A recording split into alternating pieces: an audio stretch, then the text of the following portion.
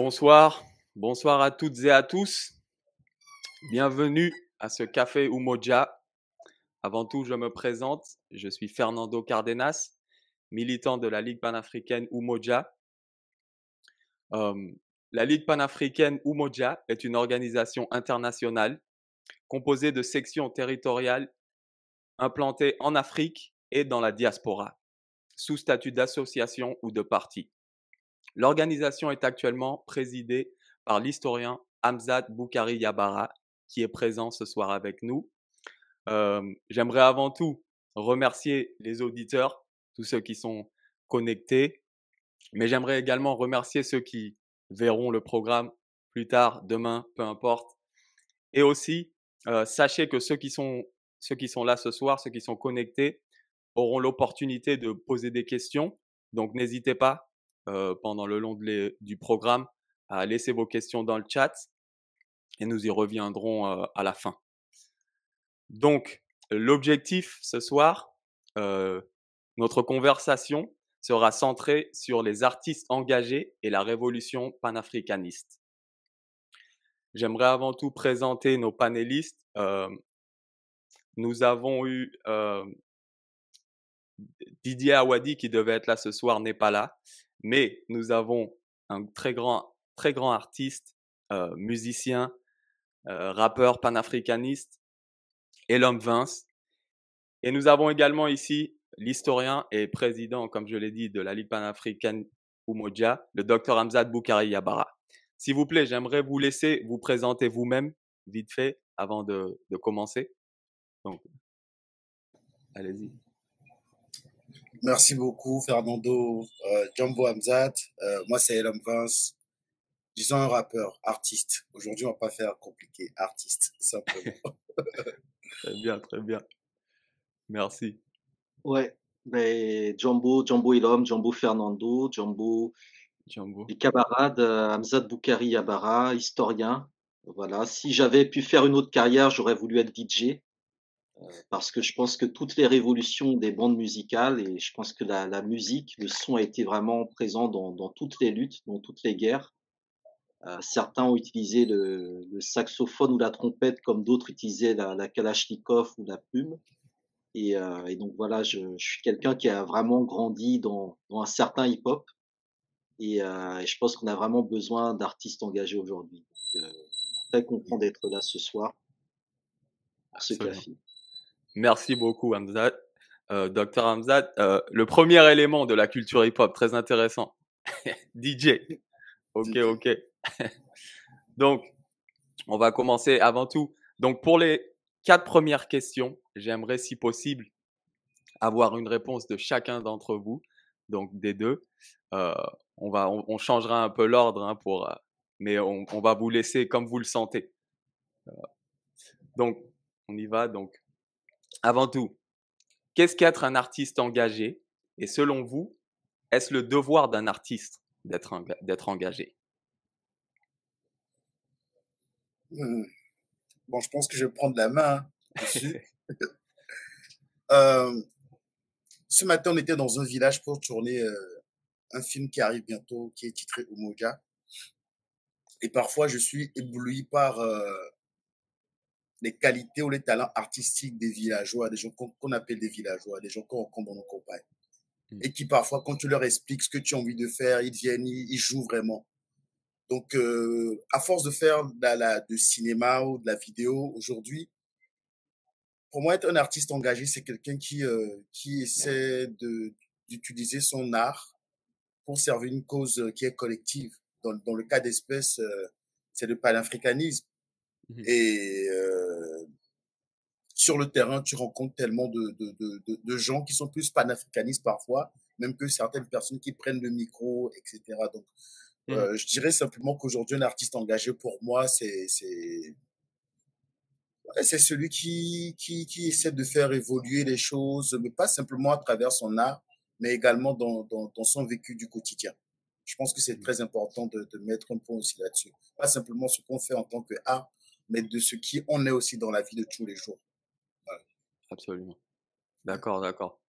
Donc, ce serait quelqu'un qui amènerait, c'est une façon de vivre. C'est plus que seulement C'est ça. dans son art. C'est plus que seulement dans son art, c'est plutôt quelque chose qui va un peu plus loin. On essaye de Voilà. faire avancer les choses dans un mode de vie.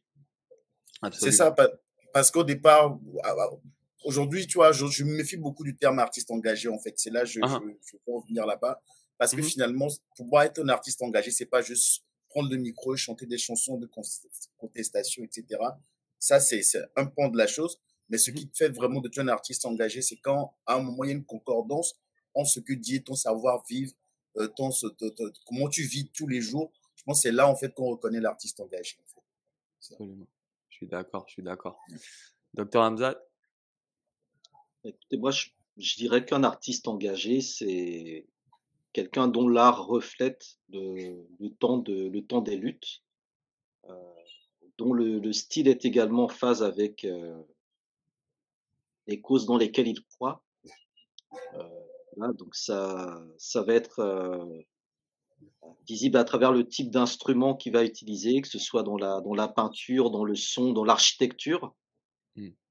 Voilà, on a un camarade qui est dedans. Bon, on voit bien la manière dont sa réflexion sur, la créativité, est marquée par un engagement. Il a été peut-être à l'école comme, l'école pour apprendre son métier, ou pour apprendre son art, mais, il ne reproduit pas juste ce qu'on lui a appris à l'école, tu vois? Il développe sa propre technique Mm. et il développe une personnalité. Dans le cas qui nous concerne sur le panafricanisme, il, pense à chaque fois la question de l'unité. Comment dans mes clips, comment dans mes chansons, comment dans mes productions, je vais mettre de l'unité dedans. Donc c'est forcément quelqu'un qui essaie de rassembler, qui essaie de fédérer. Mm. Heu, donc là aussi, c'est assez intéressant parce que le propre d'un artiste aujourd'hui, c'est qu'il a sa fan base, il a les gens qui le suivent, mais il doit aussi savoir parler peut-être à des gens qui le suivent pas forcément. Donc là aussi, c'est quelque chose qui est très intéressant. Il y a des personnes, des artistes qu'on va suivre, pas spécifiquement par rapport à leur art, mais par rapport à leur engagement et d'autres qu'on va suivre juste pour leur musique, même si dans leur engagement, ils sont fondamentalement capitalistes, néolibéraux, impérialistes et cetera. Voilà, par exemple, est-ce que Jay-Z est un artiste engagé? Je ne sais pas.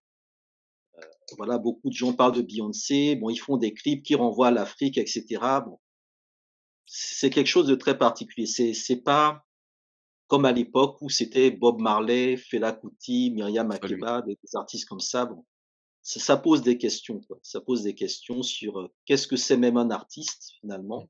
Mhm. Et ça aussi c'est très important surtout dans nos pays, dans nos histoires où, les artistes sont pas forcément ceux qui ont fait l'école d'art et cetera, tout ça, quoi. Il y a aussi un art de rue qui est particulier, qui est différent. Mhm. Donc pour moi, il y a un travail de transition dans la question de l'art qui est assez intéressant. C'est quoi? Est-ce que c'est un artiste engagé?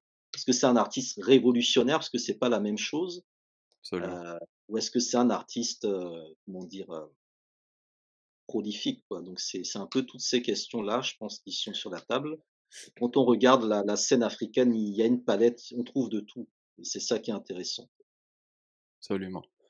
Donc, je pense que d'une certaine manière, on est d'accord sur le point de, c'est-à-dire qu'un artiste engagé doit avoir des actions derrière ce qu'il dit ou ce qu'il représente d'une certaine manière. Parce que n'importe quelle personne peut monter sur scène et dire quelque chose au micro et après vivre un style de vie qui n'a rien à voir avec, euh, par exemple, sur notre exemple, le panafricanisme ou la révolution ou la libération de nos peuples. Il peut dire quelque chose et après vivre d'une manière qui est contre-productif par rapport à nos peuples. Donc, sur ce, euh, est-ce que nous pensons que le fait d'être un artiste nous engage à être, euh, à être engagé? Le fait d'être un artiste, est-ce que c'est un devoir d'être engagé quand on est un artiste? Bon, je pense il y a une célèbre phrase de Fela Ali disait à l'époque que le contexte du Nigeria Mhm. ne lui permettait pas de chanter chérie, je t'aime, quoi. il a une interview comme ça, il dit qu'à Londres, les gens peuvent se permettre ça. Je pense qu'Abzat a dit quelque chose tout à l'heure qui rejoint ce point de vue. C'est que l'artiste aussi est le reflet de son époque, en fait. Et moi, j'y ai à Lomé, là, je suis sur ma terrasse, tu vois, je suis là et je suis influencé par ce que je vois, par ce que je vis. Et oui, je pense que l'artiste a un devoir de s'engager dans la mesure où on a un privilège de monter sur scène, on a un privilège d'être écouté. Et que quand les gens nous écoutent, il faut qu'on soit conscient que c'est de la nourriture pour l'esprit. Moi, j'ai beaucoup été influencé par des artistes, hein, que ce soit par le cinéma, que ce soit la musique, que ce soit des bouquins, que ce soit même la manière de vivre de certains artistes, ça m'a influencé. Donc oui, si on part du principe que l'artiste peut influencer et qu'on est dans des sociétés où il y a des choses à dire, je pense que c'est le devoir de l'artiste de s'engager. Après, je comprends aussi que ces mêmes contextes font que des artistes souhaiteraient pas s'engager du tout. Parce que justement, être artiste engagé dans certains contextes, c'est concrètement ne pas être programmé sur des concerts, que plein de portes peuvent se fermer, etc. Donc, ce qui fait que certains artistes vont voir tout ça, vont dire non, nous on a besoin de gagner de l'argent, etc. Ils peuvent penser qu'il faut chanter des choses, il faut dire des choses, il faut dire des choses, mais qui va s'auto-censurer pour pouvoir avoir une certaine place sur l'échiquier. Mais fondamentalement, je pense qu'on est tous d'accord sur le point que l'artiste, c'est quelqu'un qui dit des choses. Et c'est intéressant parce que cette discussion, on l'a eu ce matin. On l'a eu ce matin au tournage où j'avais ce frère-là. On est parti du principe de comment on dit artiste dans nos langues, en fait. D'accord. Artiste, comment on dit artiste dans nos langues. Parce que c'est important, c'est très intéressant de parler de cela parce que quand tu vas au village, des fois, des gens ne se considèrent pas forcément comme des artistes parce que tout le monde sait jouer un instrument. Tout le monde sait faire quelque chose. Tout le monde sait chanter. Moi, des fois, je ramène les vieilles du village et à la répète, c'est elles qui cadrent tout, ces femmes initiées, paysannes. Donc, puis, on a réfléchi sur c'est quoi déjà l'artiste, déjà dans nos sociétés. Et ensuite, dans les contextes dans lesquels on est, bah, comment est-ce que ces personnes-là qu'on écoute, qui disent des choses, quel est leur rôle en fait? Donc voilà, je pense que, en tout cas pour ma part, je ne peux pas être au Togo et ne pas être engagé.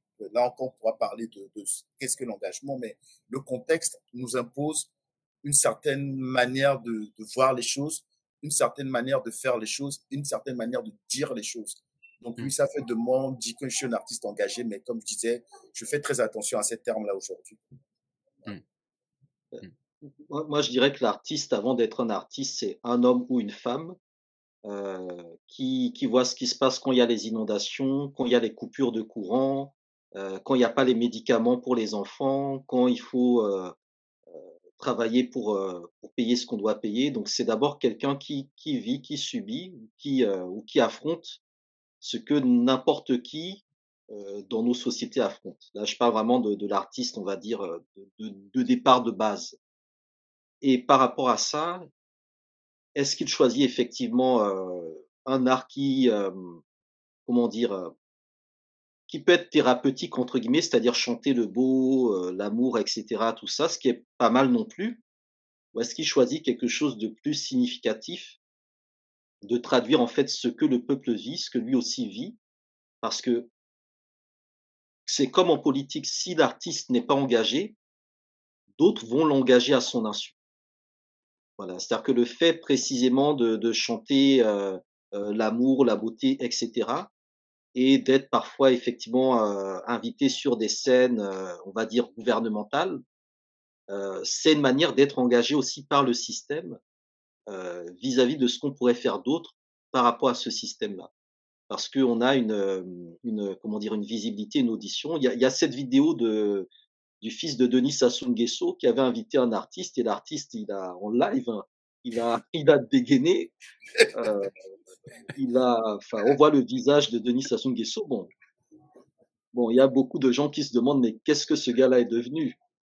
Parce qu'effectivement, on pensait qu'il allait chanter une amourette, mais il a chanté un truc, mais vraiment puissant, quoi. Ouais.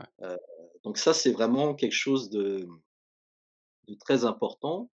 Puis après, il y a aussi, notamment dans la musique, bon, le fait que souvent, on va parler de l'artiste ou du MC, on va penser au griot. et le Mmh. griot, c'est quand même un personnage dans nos sociétés. Il est quand même habilité à dire les choses. Donc est-ce qu'un artiste est un griot? De qui est-il le griot? Bon, je ne sais pas, c'est aussi des questions à se poser. Il y a Absolument. la culture des atalaku où, où on paye les artistes, ils nous font une chanson et cetera. Bon, c'est un peu tous ces enjeux-là, je pense, qui sont derrière, qu'on pose la question: «Est-ce qu'un artiste doit être engagé?» Parce que si lui-même n'est pas engagé, mais d'autres vont l'engager ou d'autres vont le désengager en Mmh. le cantonnant dans des styles particuliers, sur des scènes particulières et cetera, quoi. C'est très compliqué parce que, notamment sur le continent, bah, nos artistes, ils sont entre le marteau et l'enclume, quoi. Mmh. Voilà, d'un côté, il y a les scènes ou les instituts, on va dire, des anciennes puissances coloniales, et de l'autre côté, bon, il y a la scène locale avec, bon, tout ce que ça peut représenter. Puis après, il y a sans doute un troisième espace plus underground. Donc c'est dans tout cet univers-là, je pense qu'il faut graviter, quoi. Absolument, absolument. Je pense que quand on parle du hip-hop, d'une certaine manière, heu, je pense qu'on a plutôt tendance à dire que oui, qu'un MC devrait être engagé quand on rentre vraiment dans le contexte de la culture hip-hop telle quelle. Et justement en parlant de ça, heu, on continue. Donc le hip-hop est une culture de résistance qui a été créée principalement par des Africains et ou afro-descendants dans la diaspora, notamment à New York. Ceci dit, comment voyez-vous le panafricanisme dans la culture hip-hop aujourd'hui? Waouh, c'est une très belle question. Moi, je pense on peut même pas parler de aujourd'hui. Aujourd'hui, je pense qu'avant de parler de aujourd'hui, moi, j'aime beaucoup dire que des artistes comme Dead Prez m'ont sauvé la vie. Et Dead Prez, La Rumeur, KRS One. Et c'est des gens, même si ça parlait pas directement de panafricanisme, c'est des gens qui m'ont donné envie d'aller chercher, d'aller fouiller mon histoire et de comprendre certaines choses. Et quand on parle de panafricanisme, je pense qu'on ne peut pas parler de panafricanisme sans parler d'histoire. Moi, j'ai eu un entretien avec Hamzat que je réécoute souvent, d'ailleurs, quand je dois aller faire des conférences, etc., sur mon album Indigo. Son ouvrage Africa Unite, une histoire du panafricanisme, c'est un ouvrage, moi, qui m'a inspiré énormément. Donc oui, aujourd'hui, quand on parle de panafricanisme, quand on parle de la musique et du lien, je pense que déjà, à chaque fois qu'on est intéressé par notre histoire et que à travers notre musique, on peut déjà faire passer nos histoires, on Mmh. contribue à quelque chose par rapport au panafricanisme, en fait. Euh, et aujourd'hui, la musique hip-hop, elle est très écoutée. Elle est Mmh. très écoutée, que ce soit toutes les tendances qu'il y a avec un drill et tout ça. La musique, là, elle est très écoutée. Et aujourd'hui aussi, on sait tout le rôle que les réseaux sociaux jouent en Afrique, un peu partout dans le monde, tout le monde a un téléphone, etc. Et oui, je pense que le, le, le, le hip-hop a un rôle à jouer dans le panafricanisme. Quoi. Le hip-hop, c'est une musique de combat, tout comme le reggae. Et voilà, quoi, c'est des musiques de combat. Et que je pense qu'aujourd'hui, plus que jamais, il est important que ceux qui s'intéressent au hip-hop, pas simplement le rap, quoi, peace, love and unity. Parce que ça Mmh. aussi, c'est important de le dire. Bien Quand on sûr. parle de hip-hop aujourd'hui, les gens, on parle que de rap. De Le la hip-hop, c'est musique, pas ouais, que voilà. le rap. Il y a le Mmh. graffiti, il y a le DJing. D'ailleurs, Hamza s'est présenté comme le DJ tout à l'heure, tu vois. C'est ça. Nous, on est peut-être les MC de ce soir. Il y a le DJ, donc c'est tout, c'est plein de branches et je pense qu'il est important que, que le hip-hop, en tout cas que moi j'ai connu le hip-hop des années 90, où Mmh. des gens disaient des choses. Il y a des morceaux comme I Can, qui est très mainstream en plus hein, de Nas, tu vois, où il parlait du troisième couplet, où il parle des Égyptiens, de comment ils sont, voilà, Mmh. we were kings and kings, never part monkeys, etc. Voilà, Mmh. le hip-hop a réveillé des têtes à l'époque. Et aujourd'hui, on voit que le hip-hop est pas que dans la branche du MC, hein, mais Mmh. aussi dans les autres branches. Il y a plus là. Et je pense qu'aujourd'hui, avec tout ce qui se passe en Afrique, avec tout ce qui se passe dans le Sahel, moi je suis à Lomé au Togo, qui est juste au niveau de la côte atlantique. On voit tout ce qui se passe là. Il y a des choses à dire et je pense que le rap, le hip-hop en général, à travers le graffiti, à travers les autres arts qui l'accompagnent, peut vraiment porter convenablement ce message-là. Mmh. Yes. Yes. Merci, merci, Ou ouais, bah, en fait, je suis d'accord avec, ce que Ilham dit. Effectivement, le hip-hop est important. Bon, avant le hip-hop, il y a aussi le reggae parce que bon, le titre de mon ouvrage, c'est Africa Unite, donc c'est la référence à Bob Marley Mmh. et je pense que le reggae a vraiment fait le travail de «première génération» entre guillemets, quoi. Voilà, dans un autre contexte, il y aura aussi le jazz, mais c'est un peu différent parce que le jazz a été, il y a une histoire particulière du jazz avec les noirs, les blancs, Nina Simone et cetera, qui est assez intéressante parce que, parce que le hip-hop, c'est un peu, je dirais, pour nous, c'est l'équivalent de ce qu'est le rock and roll par rapport aux jeunesses blanches, radicales, contestataires et cetera. Mmh. C'est vraiment une manière d'exprimer, de traduire nos réalités sociales pour la jeunesse. C'est aussi, une musique qui est transnationale. Ça aussi, c'est très important. C'est-à-dire que c'est vraiment une musique qui circule. C'est parti en grande partie du Bronx, puis ça a touché d'autres territoires, et aujourd'hui, ça constitue une vraie nation. Mmh. Maintenant, c'est aussi, un espace, un style qui est aussi traversé par la récupération, néolibérale, la mondialisation et cetera. Donc aujourd'hui, il y a hip-hop et hip-hop, et et derrière tout ça, ben c'est toute une culture effectivement de lutte, de résistance, de conscientisation, sur laquelle on peut s'appuyer. C'est-à-dire qu'il y a beaucoup de jeunes qui avant, on va dire le boom des réseaux sociaux, beh, se conscientisaient par la musique et par le hip-hop. Mmh. Du coup, ça pose effectivement la question du rôle, du poids qui pèse, bah, sur les artistes hip-hop, quoi. Ils ont un positionnement très important. C'est pour ça aussi qu'ils sont pas mal courtisés par les ONG, par les multinationales, par les fondations et cetera. Parce que, bah, ils sont une porte d'entrée à des milliers, des dizaines de milliers, peut-être même des millions de personnes à travers justement leur art. Et ça aussi, ça peut poser la question de, comment dire? Du financement de cette industrie, du financement de cette musique, de qu'est-ce qui fait que du jour au lendemain, d'une musique qui était underground, qui était marginalisée, on a vu des investissements massifs dans le Oui. hip-hop, peut-être pour briser la radicalité, pour récupérer. C'est-à-dire que quand tu vois que quelque chose va t'échapper, beh, tu crées des choses autour jusqu'à pouvoir avaler, récupérer le morceau. Et je pense que c'est quelque chose qui est, que l'on voit un peu aujourd'hui, d'où le fait que souvent il y a un peu le clivage entre les anciens du hip-hop et ce qu'on peut voir aujourd'hui qui est bon, même si tout n'est pas à jeter, mais ce qui est quand même assez différent. Mmh. Ouais, absolument.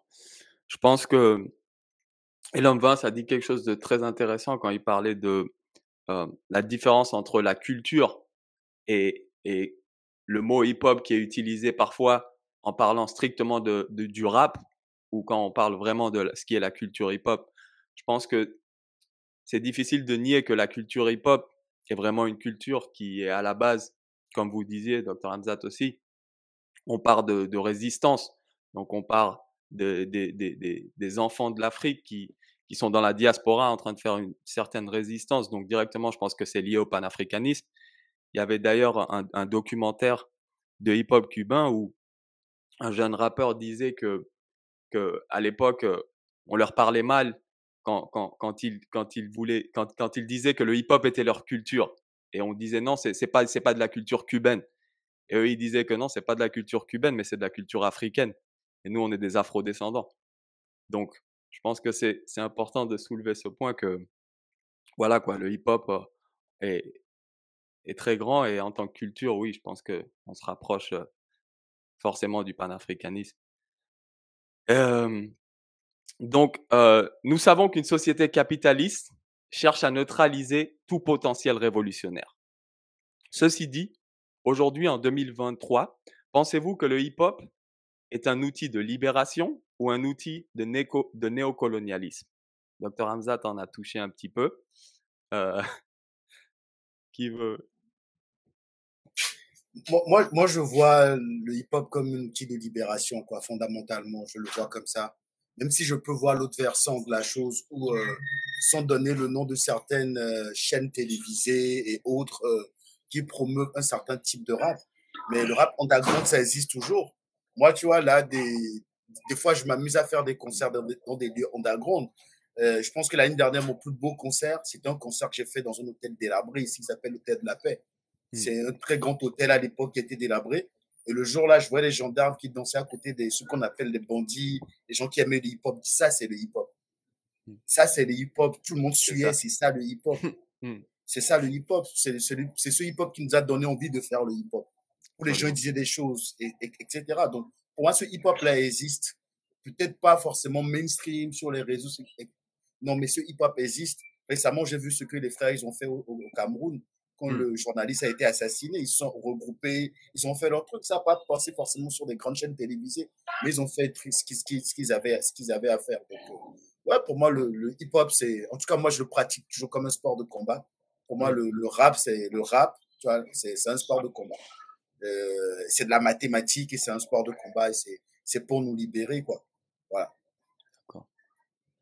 D'accord. Rapidement, avant de continuer, Didier Awadi est avec nous, comme prévu. Yes. Merci beaucoup, Désolé Didier pour l'heure, Awadi. je suis arrivé en retard. Il n'y a pas de souci, il n'y a pas de souci. Rapidement, si vous voulez vous présenter, le grand musicien Didier Awadi, allez-y. Ouais, Didier Awadi, je viens du groupe Positive Black Soul. Ça fait quelques années que je fais un peu cette musique. Et donc, voilà, je suis africain avec un passeport sénégalais. Absolument. Merci beaucoup, Didier Awadi. Avant de continuer, je vais répéter la dernière question et je vais vous laisser Didier Awadi et aussi le docteur Hamzat répondre. Donc, nous savons qu'une société capitaliste cherche à neutraliser tout potentiel révolutionnaire. Ceci dit, aujourd'hui, en 2023, pensez-vous que le hip-hop est un outil de libération ou un outil de néocolonialisme? Ok. C'est... Il est les deux. Il est les deux. Aujourd'hui, le hip-hop est pour la plus grosse majorité, c'est un outil d'aliénation, clairement. Quand tu vois ce que le hip-hop propose, le mainstream en tout cas, le plus gros, c'est un outil d'aliénation. Aujourd'hui, les jeunes, bien tu leur parles de révolution, ça les intéresse même pas un peu. Ils disent, ah, grand monde fatigué avec vos histoires de révolution. Donc, on est très peu à être des résistants dans ça, mais il y a des moments dans beaucoup de pays où le hip-hop peut mener à un éveil de conscience. En tout cas, au Sénégal, il a participé à des luttes pour la démocratie. Là, il se signale encore parce que on va vers des lendemains assez bizarres, il y a beaucoup de nuages en ce moment au Sénégal. Donc, il se signale et je pense qu'il va s'organiser pour être une force de proposition en termes de résistance. Mais globalement, quand je regarde ce que la nouvelle génération en a fait, ce n'est plus l'outil révolutionnaire, c'est plus un outil réactionnaire. Mais c'est dommage, mais en même temps, c'est normal.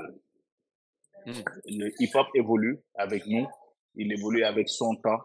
Si aujourd'hui les jeunes sont esclaves des réseaux sociaux, ils vont aussi vite que les réseaux sociaux. Ils vont aussi vite que la désinformation qu'il y a sur les réseaux sociaux, que le bling-bling qu'il y a sur les réseaux sociaux.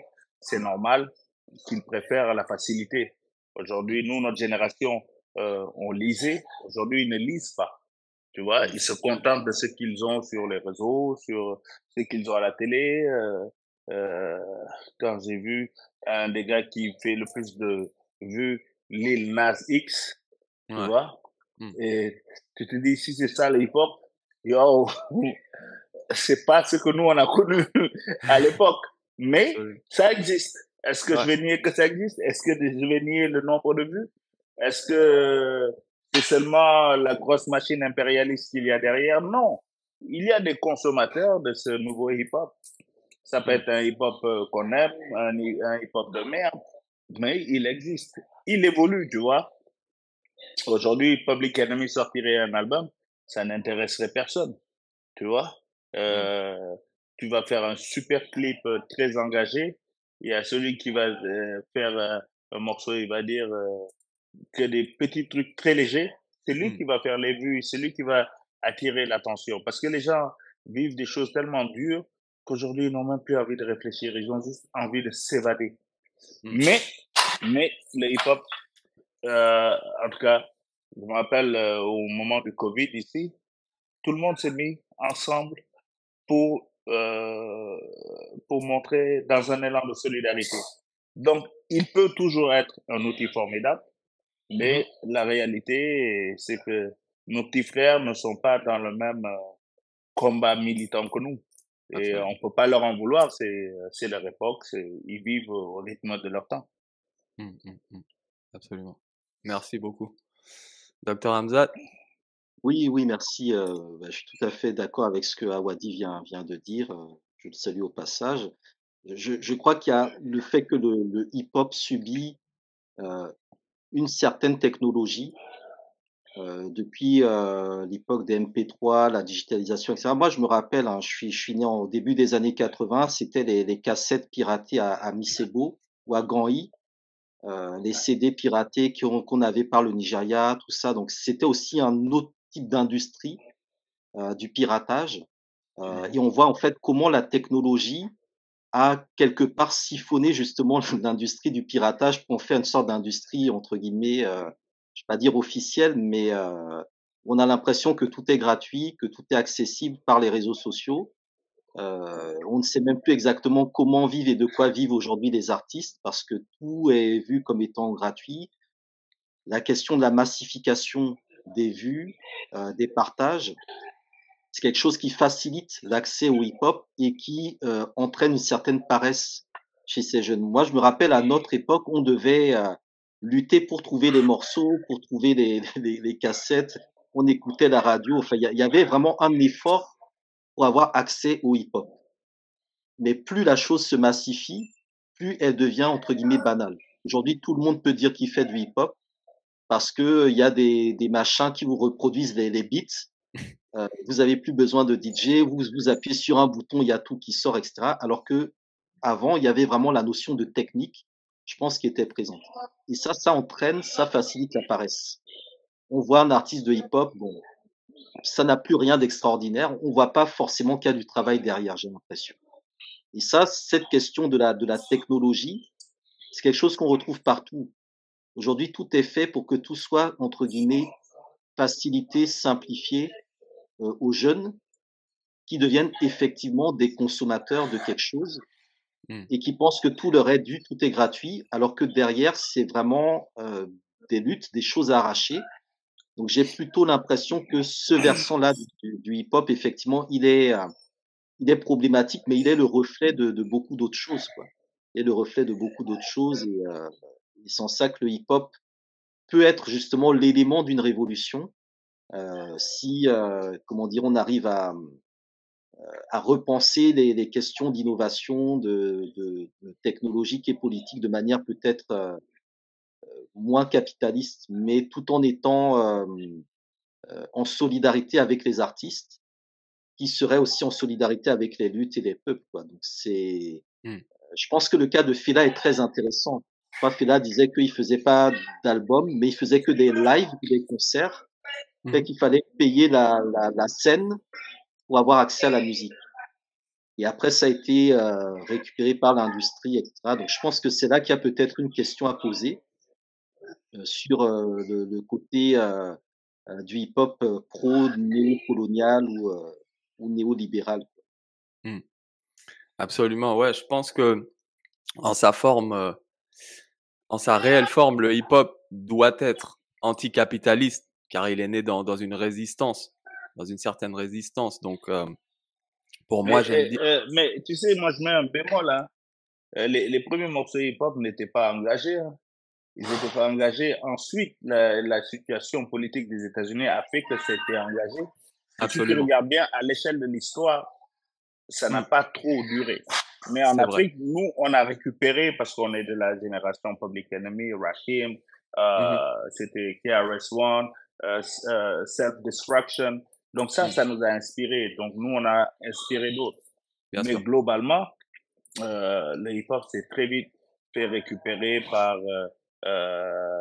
le business, le gros business. Regardez qui absolument. était derrière NWA, Ouais, quels sont les avocats qui aident Dr. Dre à, à faire à structurer le business. Si tu regardes bien, c'est toujours les mêmes personnes qui contrôlent même le business black.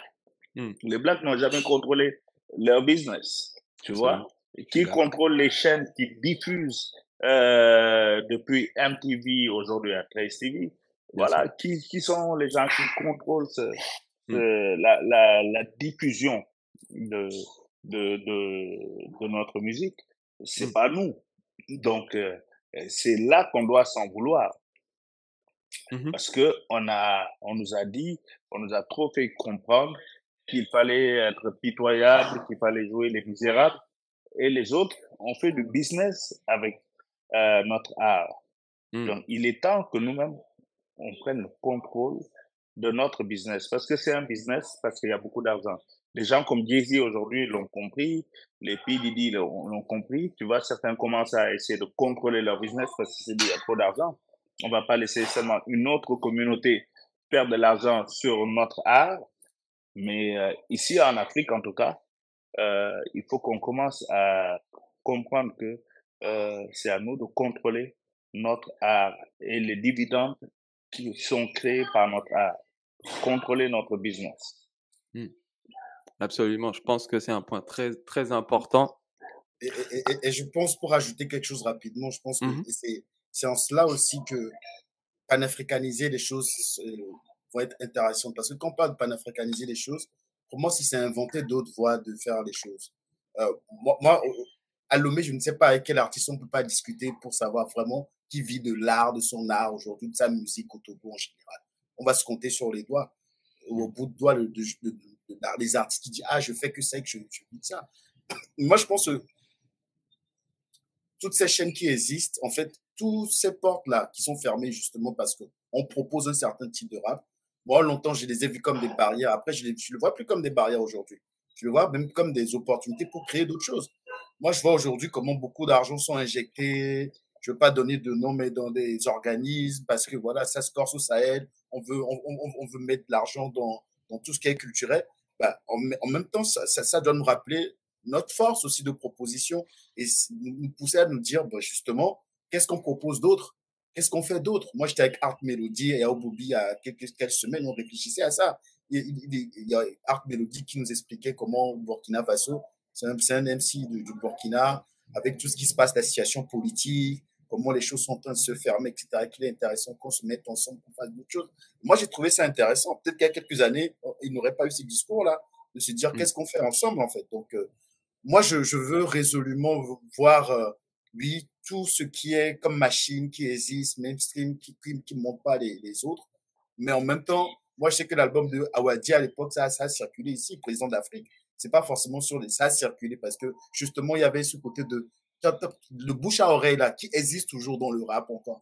Les gens disent, ah, le dernier Awadi, l'album d'Awadi, est-ce que vous avez écouté? Il y a ça aussi, je pense qu'il ne faut pas minorer aussi la force de ça. C'est vrai que oui, quand on voit au nombre de vues, au nombre de structures, mais pour moi, c'est pas là que ça va, qu'on se réclame artiste engagé, c'est pas là que ça va se passer. Justement. Il y a des endroits qui sont des terreaux fertiles qui attendent juste qu'on les investisse.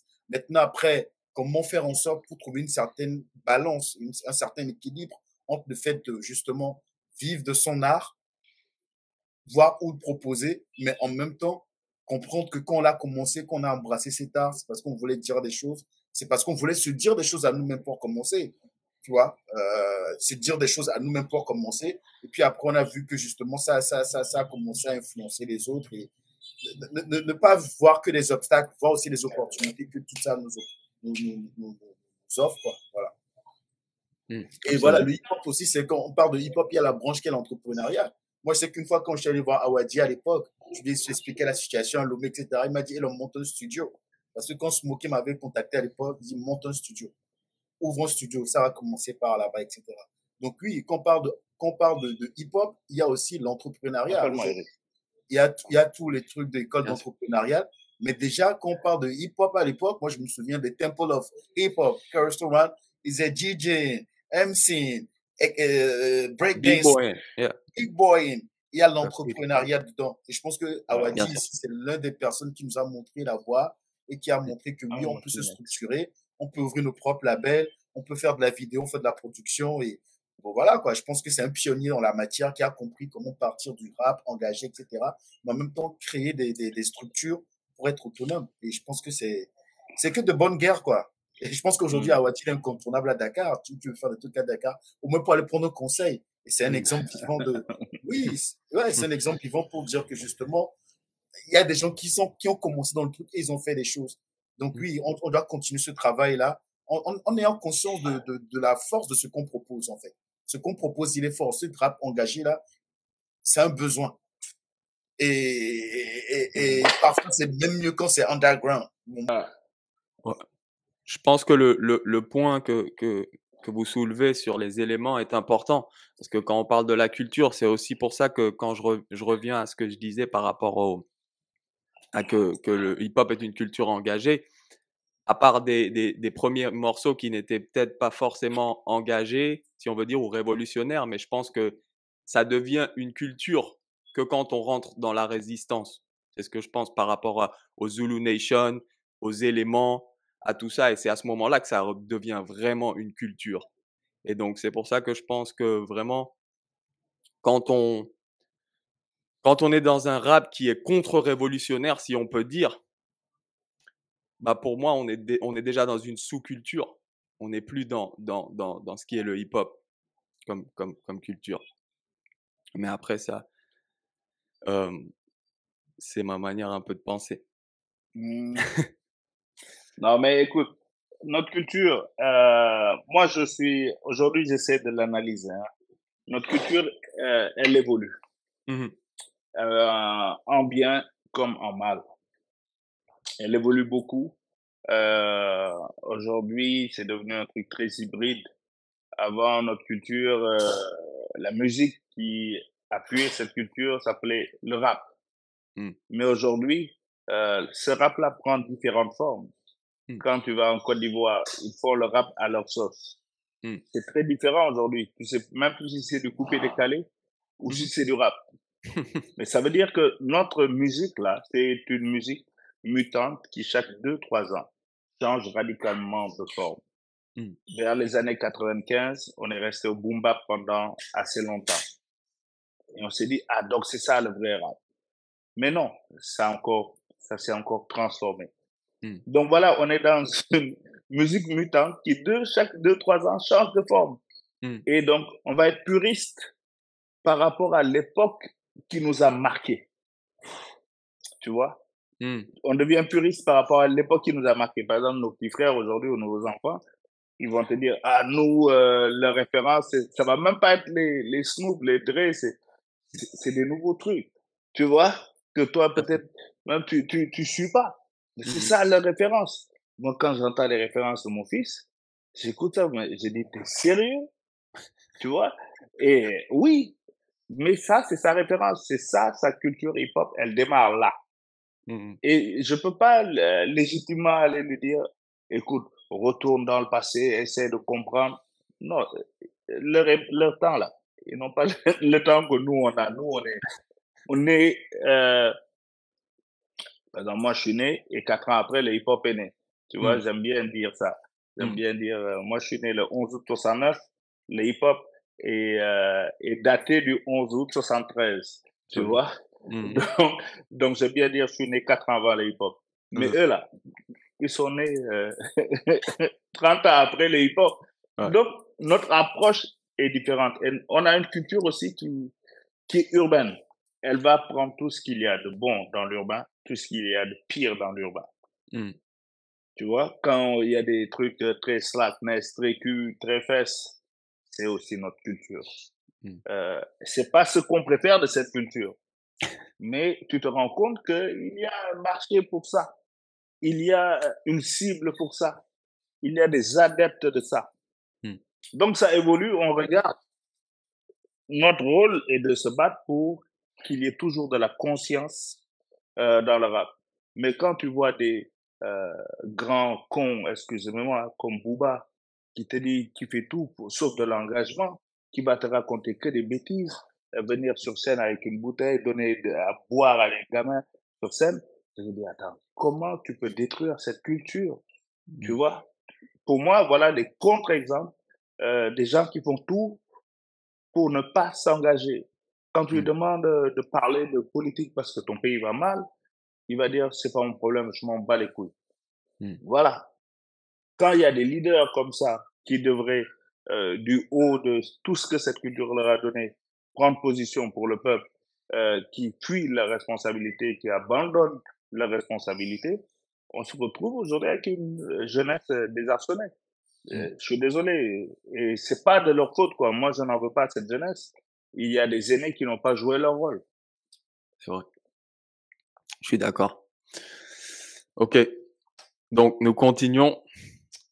Les grands artistes panafricanistes Fela Kuti et Bob Marley avaient l'habitude de faire des dons monétaires aux guérillas anticolonialistes. De quelles autres manières les artistes d'aujourd'hui qui souhaitent s'engager peuvent-ils contribuer à notre lutte? Docteur Hamzat, si vous voulez commencer, après tout le monde. Alors, je suis pas le mieux placé parce que bon, je suis pas artiste en tant que tel, mais ce que je peux dire, c'est que bon, Bob Marley, c'est la grande indépendance africaine, c'est celle du Zimbabwe. C'est avril 80 et c'est le concert de Bob Marley. C'est peut-être le concert du siècle.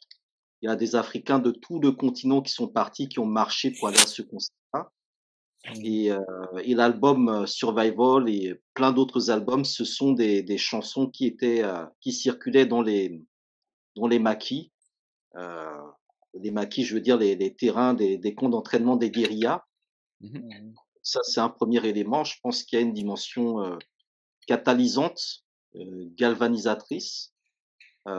Voilà, qu'il faut aussi, comment dire, mettre en lien avec les musiques actuelles qui sont souvent des musiques un peu militaires du point de vue parfois des chorégraphies. Ce sont des musiques qui peuvent être uniformisantes tout en étant très différentes, qui créent des modes, qui font que des milliers, des millions de personnes vont se retrouver dans cette musique-là, comme on aimerait que ces millions de personnes se retrouvent dans le panafricanisme, dans l'unité africaine. Donc du coup, il y a quelque chose de suggestif qui est assez fort dans la musique, qui est aussi transnational, et qui, comment dire, pose la question de comment ça se traduit aujourd'hui dans un contexte où les luttes, les objectifs sont moins clairs que dans le passé. C'est-à-dire que les Bob Marley, les Fela Kuti, ils luttaient très concrètement contre l'apartheid, contre le colonialisme, contre le racisme, contre des choses bien identifiées, très bien identifiées. Et ils le faisaient avec des mouvements de libération, des personnalités, des pays vraiment bien identifiés dans ce contexte-là. Ce qui est plus tout à fait le cas aujourd'hui au XXIe siècle où beaucoup de choses sont diluées. Ce qui fait que même parfois lorsque vous combattez le système, vous vous retrouvez quelque part dans le système sans même soit sans vous en rendre compte, soit en étant conscient. Donc du coup, ça peut poser, la question de ce que Cabral appelait le suicide de classe, c'est-à-dire la capacité à renoncer à ses privilèges pour se mettre en adhésion avec le peuple. Et ça peut aussi poser la question de ce que Cabral appelait également le cancer de la trahison. Donc c'est la manière dont retourne sa veste, dont on a construit une popularité, une réussite sur un certain style envers un certain public que l'on abandonne lorsqu'on atteint d'autres sommets. Donc pour moi aujourd'hui, je pense qu'il y a une palette de positions pour les artistes qui veulent s'engager, soit effectivement aller sur des causes, faire des albums concept, contribuer à des financements, de la même manière que certains artistes fonctionnent sur du financement participatif. C'est apporter évidemment, je dirais une visibilité à des mouvements ou à des causes.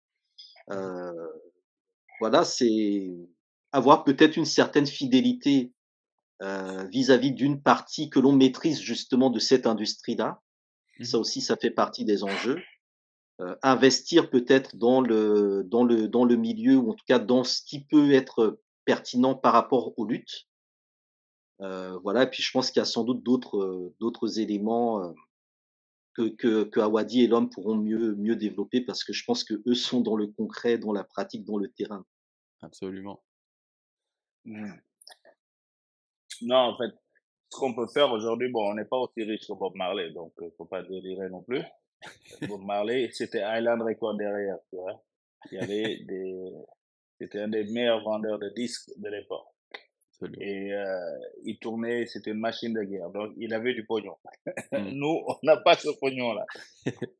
Par contre, on peut être aux côtés du peuple burkinabé, du peuple malien, du peuple congolais. Moi, je reviens d'une tournée depuis le 3, je suis allé à Bukavu, être aux côtés des peuples de RDC. J'ai essayé de rentrer dans Goma, mais c'était pas possible parce qu'il y avait trop de, de, de, de, de troubles dans Goma. Voilà, je suis allé à Bamako, j'étais avec les gens de là-bas, j'étais à Ouaga. Voilà, on essaie d'être aux côtés des gens et quand on joue presque pour rien, tu vois. Comme ça, après, s'ils peuvent se faire de l'argent avec ça, voilà, ils le font. Là, c'est des genres d'actions qu'on peut faire pour montrer notre soutien à la lutte et essayer de vulgariser le maximum et témoigner notre vulgariser leur combat et témoigner notre solidarité. Mais voilà, comme on dit, aujourd'hui, on n'a pas les moyens de Bob Marley pour mettre cet argent. Je veux dire, on a nos grosses stars, mais qui sont pas intéressés par la cause. Mais chaque fois qu'on peut et qu'on nous a appelés pour des vraies causes, on a fait plus dernièrement avec Elom un morceau pour la limitation des mandats à 2 avec un collectif panafricain avec des gens comme Mewe. C'est des choses qu'on fait comme ça. Avec un collectif panafricain, beaucoup de nationalités. Voilà, on peut le faire pour la limitation des mandats. C'est notre façon de nous engager et de donner de notre temps, donc de notre argent à la cause. Merci. Ouais, moi, pour ajouter à ce que Awadi vient de dire, je pense que le premier don que l'artiste fait, c'est le don de soi. C'est pas même l'argent. Le premier don qu'un artiste fait en tant qu'artiste engagé, c'est le don de soi. Et ce don de soi, ça passe par des heures à lire aussi, des heures à créer des concepts. Moi, tout à l'heure, tu vois, j'ai réécouté le dernier album de Awadi là, avant de faire l'émission. Et j'aime beaucoup le morceau africain où il parle de comment son père a rencontré sa mère, Casamance, non, mais c'est intéressant. Les gens ne voient pas forcément tout le concept, comment il a écrit le morceau. C'est un morceau conceptualisé. Il parle de l'intimo-politique. Moi, je suis de ceux qui pensent, avec mes petites années de lutte, qu'on ne peut pas parler de panafricanisme, de don de tout, de don d'argent, si on ne parle pas de l'intime et du don de soi. Genre, moi, je suis là, par exemple, ma fille, voilà, moi, quand tout à l'heure, j'ai dû éteindre la caméra, c'est pour dire, rentre, je suis en train de faire un truc ici. Et lui, peut-être, il a envie de passer du temps avec son papa parce qu'il sait que dans quelques jours, il part en tournée. C'est ça aussi qu'on ne voit pas forcément avec la vie des artistes engagés. Donc, je pense que pour moi, c'est le premier point à mettre. Le deuxième point, et moi, je parle de mon expérience avec d'autres artistes ici, ce qu'on a fait, on a créé un concept qui s'appelle Artivisme, qui est un concept underground qu'on a gardé underground justement pour que ça puisse travailler vraiment au niveau de la racine, en fait. C'est pensé comme ça. Et c'est depuis 2009, on est en 2023 là. C'est plusieurs chapitres et c'est plusieurs rencontres. C'est ça aussi. C'est pas simplement les événements qu'on fait, mais c'est les rencontres. Là, on est en train de préparer un article sur Cabral, 60 ans, du septembre à Paris, aussi Vanus Olympio. Et les gens n'imaginent pas tout le travail que ça demande en amont, de qui va écrire le magazine, de quel artiste on va inviter, de la logistique simplement, qui va faire quoi. Donc pour moi, ça, c'est les premiers dons des artistes. Maintenant, si on a de l'argent, comme on a pu faire pour faire des concerts gratuits, pour faire des concerts pour lever des fonds, etc., c'est des choses qu'on fait déjà. Mais moi, aujourd'hui, j'ai plus envie de mettre l'argent comme le premier truc. Comme disait Awadi, déjà, on n'est pas riche comme les Fela, comme les Bob Marley déjà, c'est ça le cas. Et qu'en face, justement, ce qu'on a devant nous, en face de nous, c'est eux qui ont le pognon. Donc, on ne peut pas aller sur ce terrain avec eux. C'est eux qui ont le pognon. Non, donc du coup, si on veut se rattacher au pognon, on ne va pas faire les choses. Mais je pense que le premier don qu'un artiste engagé doit faire, c'est de continuer déjà à conscientiser les gens. Moi, je suis qui je suis aujourd'hui, pas parce que j'ai eu reçu forcément une éducation à la maison, pas parce que forcément j'ai fait des études, c'est parce que justement, il y a des artistes qui m'ont inspiré, qui m'ont fait comprendre que non, voilà, quoi, il y a ça, il y a ci. Et ça, je pense que c'est le premier don. Pour finir, moi, je suis membre militant de la Ligue panafricaine au Moja. Je le revendique clairement. Et on a, avec notre association ici à Lomé, il y a 2 événements qu'on organise de façon alternative. Ciné Réflexe et Feu Papier. On a fait 76e chapitre de Ciné Réflexe. Donc, il faut compter tous les chapitres avec des moments où on sent que la tension politique est trop forte dans le pays. Il faut tout arrêter. Et avec ses hauts et ses bas, voire aussi réguler tout le temps. Parce que c'est ça aussi aujourd'hui. Le truc aujourd'hui, c'est que oui, Ablikop peut-être fait là, on le faisait, on le mettait en tôle, on faisait, mais dans nos contextes aujourd'hui, on a des artistes qui sont en prison ici parce qu'ils ont été dans des groupes militants, simplement. C'est même pas parce qu'ils ont chanté. On a trouvé leur nom dans des groupes militants, on a ramassé toutes ces personnes-là. Donc, je pense que souvent, on ne parle pas de cela, mais on ne voit pas forcément aussi ce que beaucoup d'artistes militants portent dans leur intime qu'ils ne racontent pas forcément.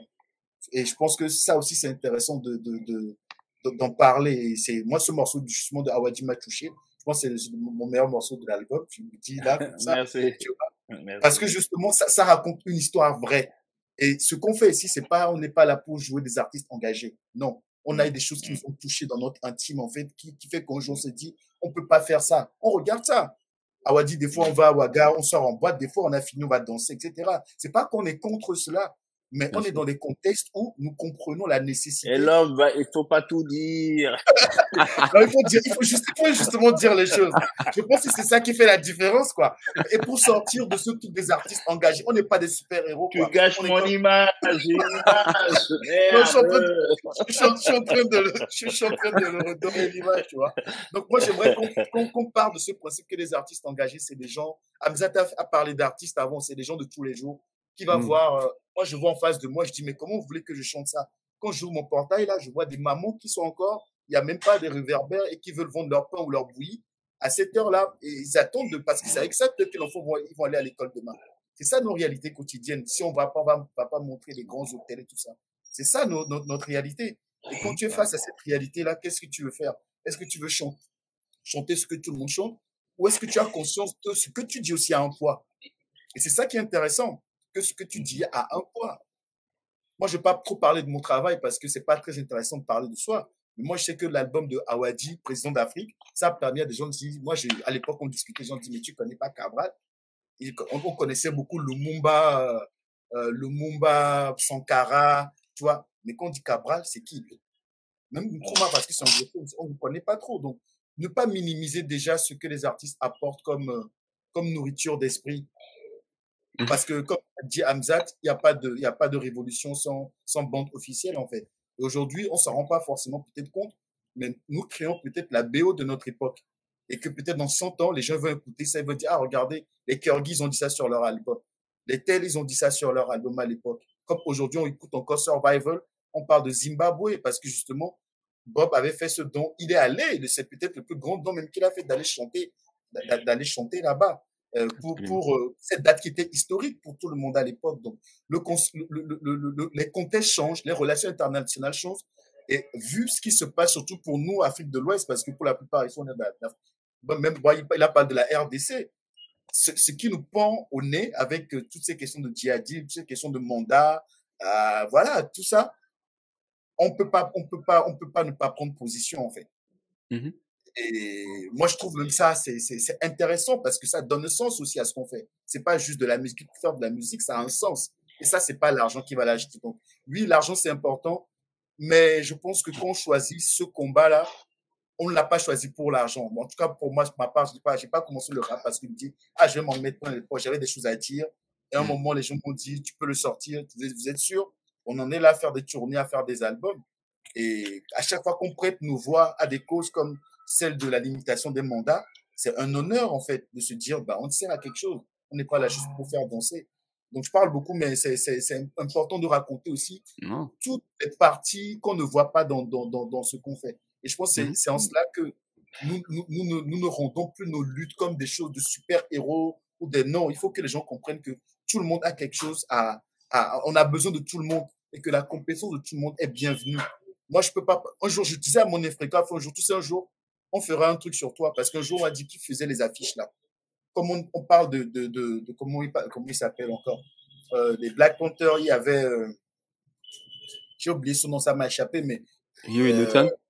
Non, pas Huey Newton, le ministre de la Culture, il est toujours vivant. Emory Douglas, tu vois, Emory Douglas, tu vois, aujourd'hui, Emory Douglas, ben, on ne peut pas parler des Black Panthers, de toute l'image des Black Panthers sans Emory Douglas. Qu'on voit l'autre là, le Nigérian qui faisait les pochettes de faits là. Et ces personnes, on ne parle pas souvent de ces personnes, on voit, ah, et l'homme, etc. Mais il y a quelqu'un une Togolaise qui est au Niger, qui est mariée à un Nigérien et qui fait toutes nos affaires depuis des années et qui veut dire, moi, je veux juste rester dans mon anonymat. Et moi, ces personnes-là aussi, on ne parle pas d'eux, mais c'est des gens qui font des sacrifices énormes pour qu'on soit vu, pour qu'on soit écouté, etc.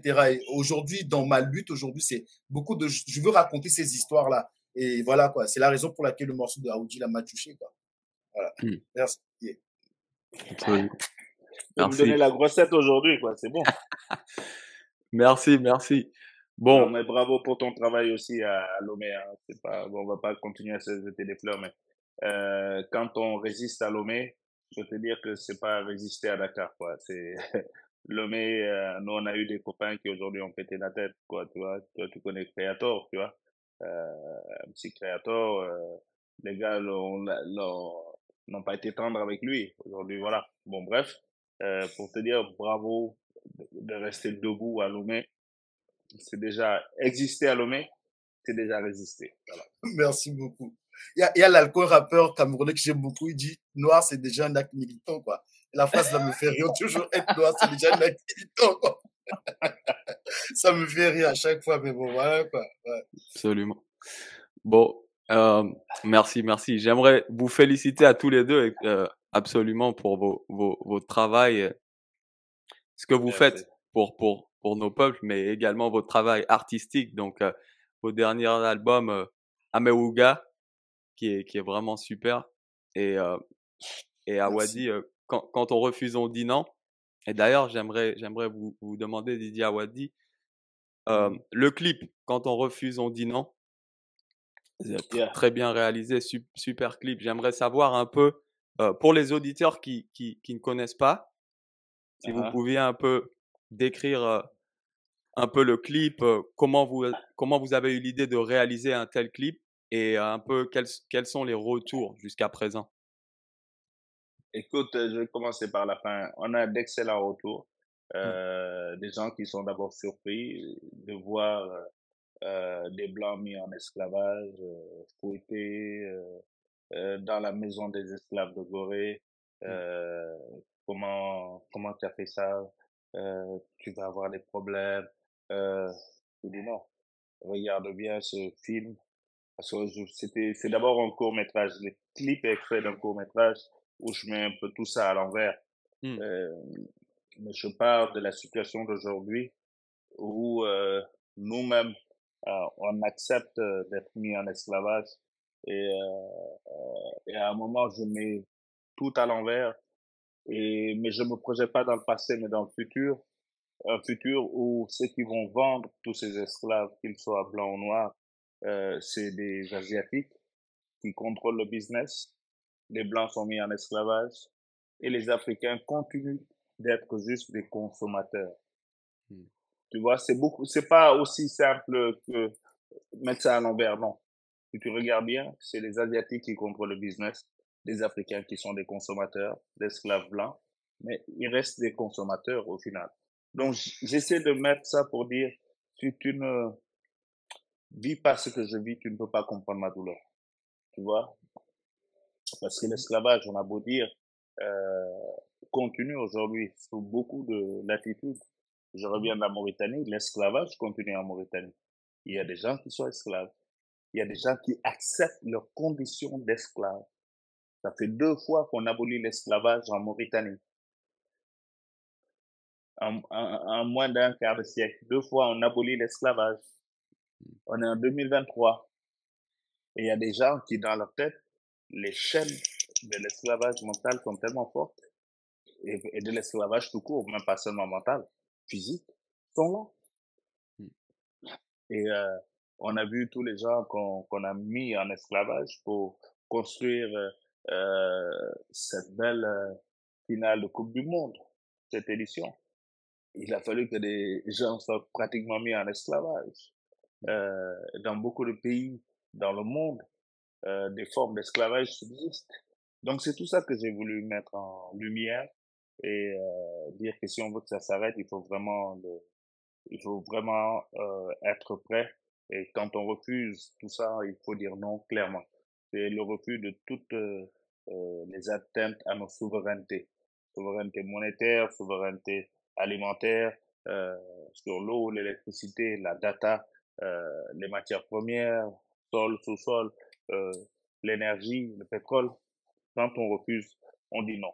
Et aujourd'hui, si tu regardes, il y a un vent de souverainisme un peu partout en Afrique. Des jeunes qui te disent, yo, on veut plus du CFA, yo, on veut vraiment euh, plus qu'il y ait des armées coloniales chez nous. Il y a un vent comme ça qui est là. Et c'est un peu tout ça que je voulais mettre en lumière dans ce clip. Mmh. Mmh. D'accord. Bah, merci beaucoup. On va bientôt avancer aux questions du public qui sont dans le chat. Mais avant ça, j'aimerais passer une dernière question pour Elom et une pour le docteur Hamzat. Elom Vince, Yeah. je vous ai entendu dire dans une interview, nous sommes en guerre. Veuillez développer cette affirmation et l'importance pour notre peuple de comprendre cela. Ça, c'est une thèse de doctorat, tu vois. C'est une thèse de doctorat si on doit développer ça.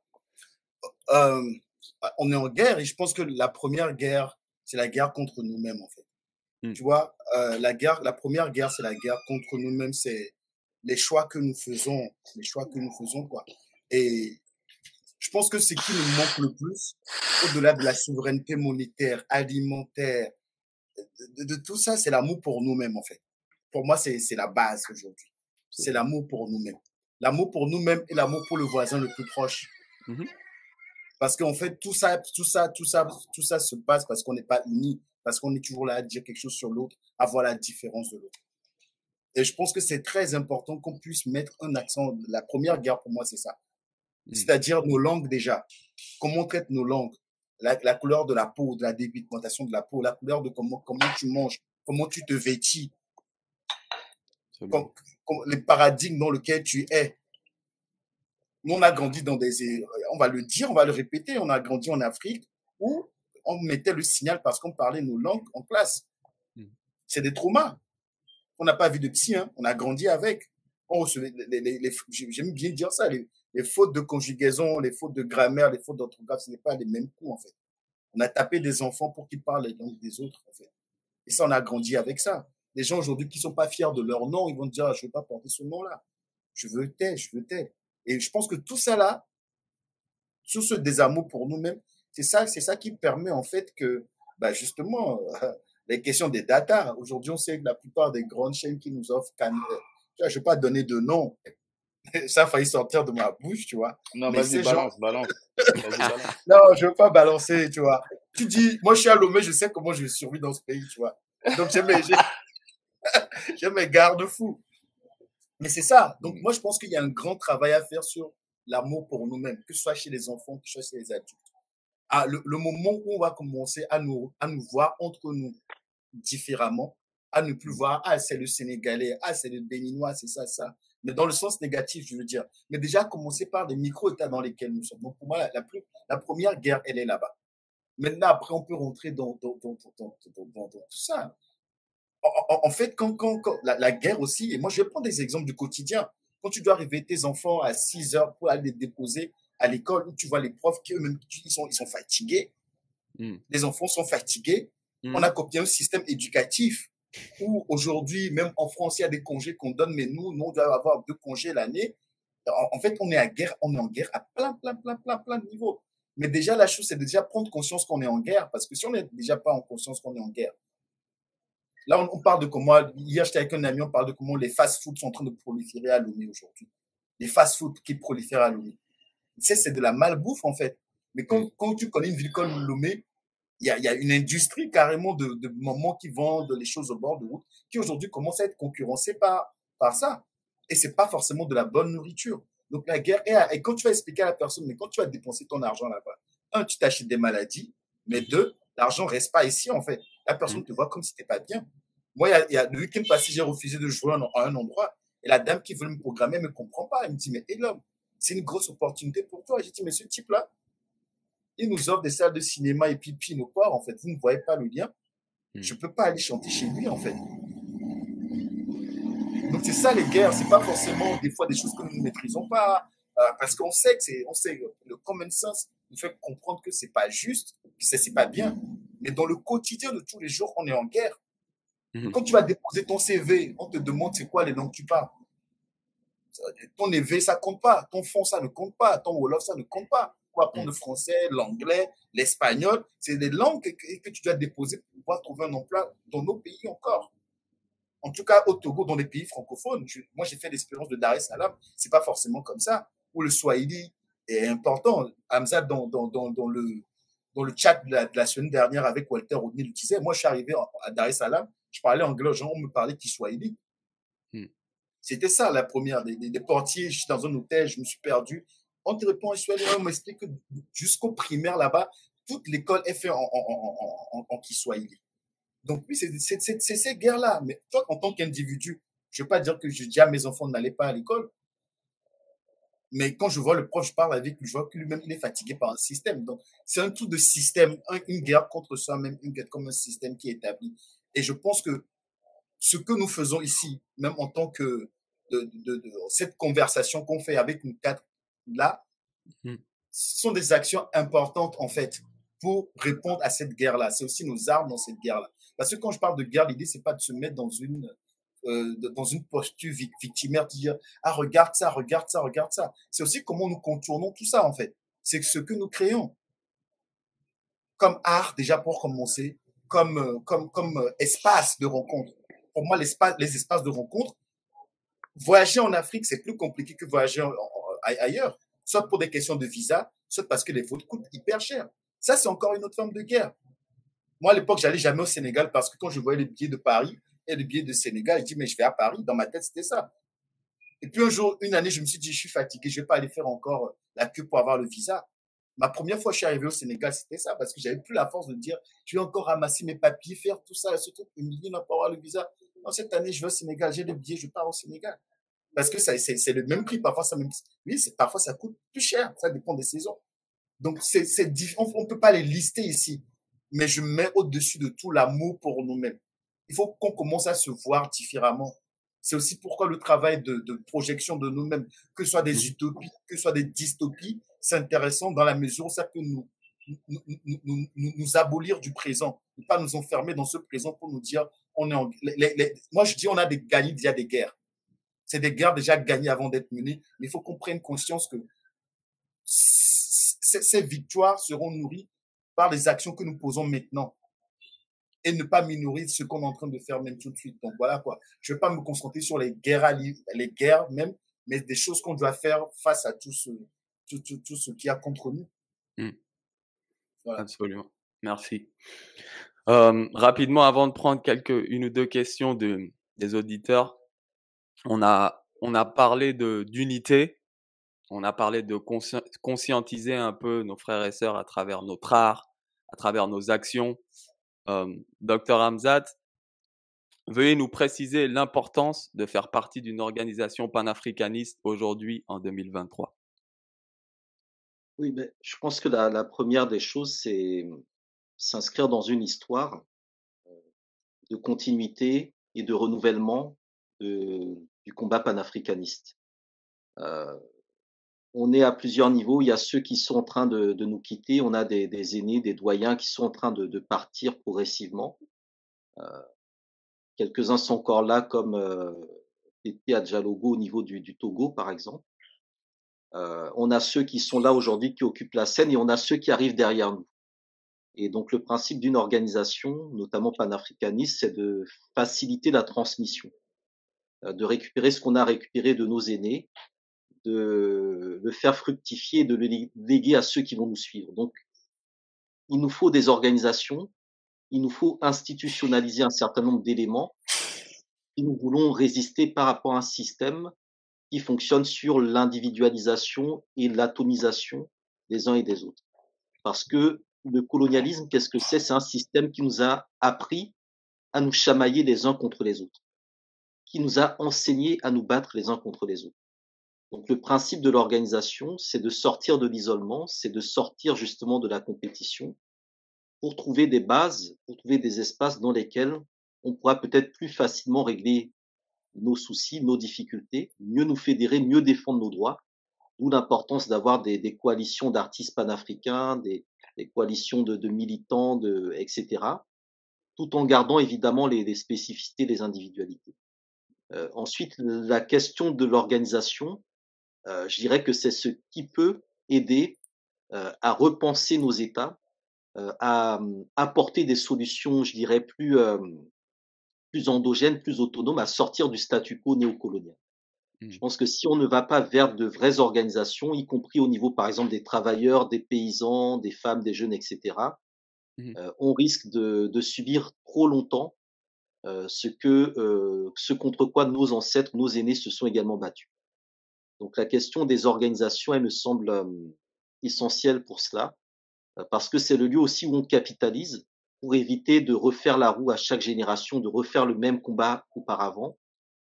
On sécurise, on se soutient beaucoup plus facilement dans ces contextes-là, et je pense que on peut avancer de manière plus, plus productive, parce qu'on est un certain nombre où on a des personnes qui individuellement peuvent aller très loin, mais ça ne bénéficie pas et c'est parfois contre-productif vis-à-vis de l'ensemble du groupe.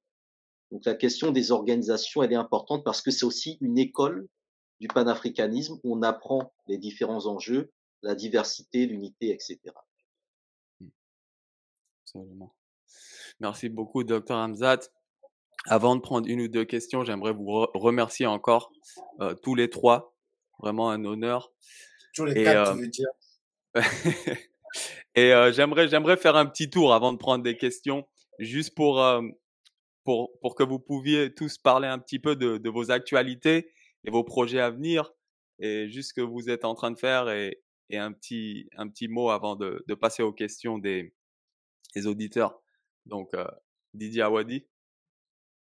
Moi, je fais de la grippe. Je suis super grippé. C'est tout ce que je fais. Je vais me reposer et travailler sur des concepts d'émissions télé que je dois prendre. Donc, je profite du carême et du ramadan là pour emmagasiner des trucs. Il y a un film sur lequel on bosse. Profite de cette période-là pour emmagasiner, comme ça, quand on repart sur les routes, au moins on a déjà un petit stock. Voilà. Et l'homme? Et l'homme va déjà parler d'un prochain projet qu'on organise avec la Ligue à Lomé. C'est la présentation du livre Les Turbulents de Géraldine Faladé. Donc aujourd'hui, avec l'équipe d'ailleurs, on était à Boudrafort, qui est une ville située à peu près à 45 minutes de Lomé. On doit travailler avec des écoles là-bas et faire aussi une exposition des figures de ces femmes-là qui sont présentées dans ce livre-là avec une installation audio. Donc, c'est pour la fin de mois d'avril. Moi, je ne serai pas là personnellement, mais voilà, donc ça, c'est ça qui arrive. Et au niveau de Asrafo Record, mon label, il y a 3 activistes qui sont préparés cette année, sur lesquels on travaille déjà d'arrache-pied, Palimé avec Amilcar Cabral. On aimerait avoir Flora Gomes, qu'il a connu personnellement, que j'ai rencontré en Guinée-Bissau l'année dernière, on est en train de travailler pour qu'il soit là. Duty September à Paris en octobre, ça fait 34 ans qu'elle a été assassinée avec Canal 93 Boubini. On est en train d'organiser avec Hamzat aussi d'ailleurs et autres, célébrer cette dame-là. Et fin d'année, Sylvanus Olympio, 60 ans qu'il a été assassiné. Célébrer Rock the Mic Volume 3, qui est une mixtape engagée qui était sortie à la mort de John Jelly Rawlings. On a contacté des artistes un peu de partout. D'ailleurs, c'est intéressant de raconter quelque chose parce que pour moi, c'est ça aussi qui m'intéresse quand on est ensemble là. Pas juste ce qu'on fait.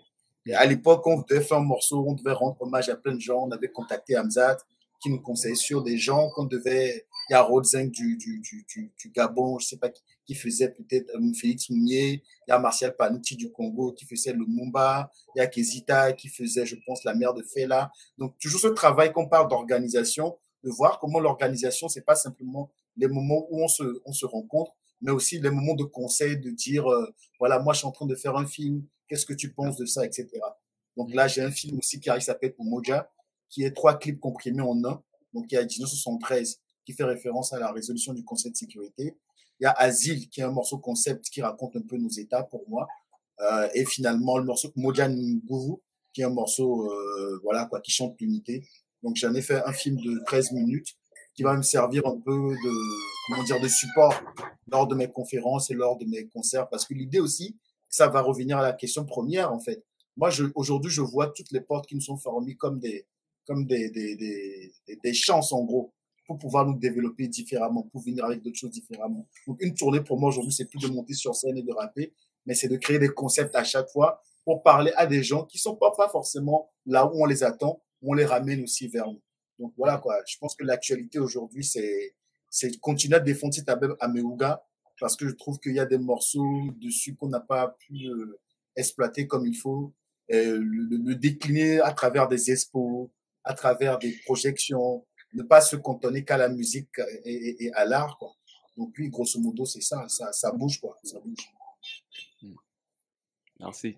Merci beaucoup, Dr. Et Hamzat. peut-être pour ajouter, j'ai pas dit peut-être, bon, parce Vas-y, que les vas-y. gens me suivent en France, donc là, il y a une tournée qu'on démarre le week-end prochain à Genève. Donc, on sera le 6 à Genève pour un café justement autour du film Omuja. Le 8, on est à l'Andarton, c'est une très belle salle à Genève. On joue à Paris, on joue au Luxembourg, on joue à Bruxelles, on joue à Cotonou chez Kamal à début du mois, Bombo Numérique, et on joue à l'Omeka Dalton qui est une scène hyper underground, mais je vais finir ma tournée dans ce lieu-là. Donc voilà, quoi, j'enverrai l'affiche pour ceux qui suivent un peu partout. Paris, c'est à Palaiseau et puis une expo aussi au White. Donc voilà, quoi, c'est assez chargé, c'est intéressant. Yeah. Merci beaucoup. Je vous invite tous à suivre vraiment ces deux grands artistes, et l'homme 20, c'est Didier Awadi, de près, parce que ce qu'ils font, c'est très important. Donc, Dr. Hamzat.